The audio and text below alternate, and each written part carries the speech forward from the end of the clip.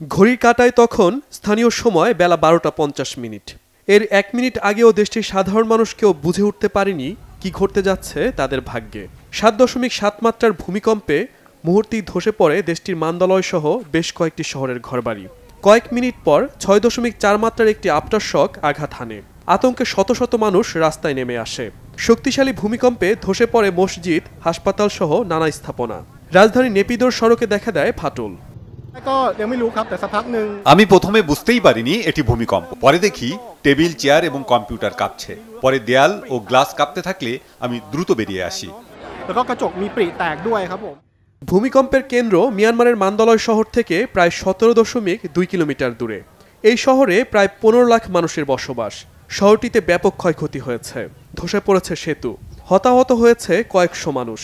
পরিস্থিতি বিবেচনায় মিয়ানমারের জান্তা সরকার 6টি অঞ্চলে জরুরি অবস্থা ঘোষণা করেছে। চলছে উদ্ধার কার্যক্রম। উদ্ধারকর্মীরা পরিস্থিতি অত্যন্ত নাজুক বলে জানিয়েছে। আন্তর্জাতিক সাহায্যের জন্য আবেদন করেছে জান্তা সরকার।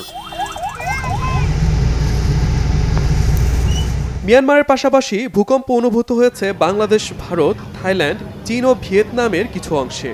এর মধ্যে থাইল্যান্ডে ব্যাপক ভবন ধসের ঘটনা ঘটেছে। দেশটির রাজধানী ব্যাংককে নির্মাণাধীন 30 তলা একটি ভবন ধসে গেছে। ভবনে কর্মরত অর্ধশতাধিক শ্রমিক নিখোঁজ রয়েছেন।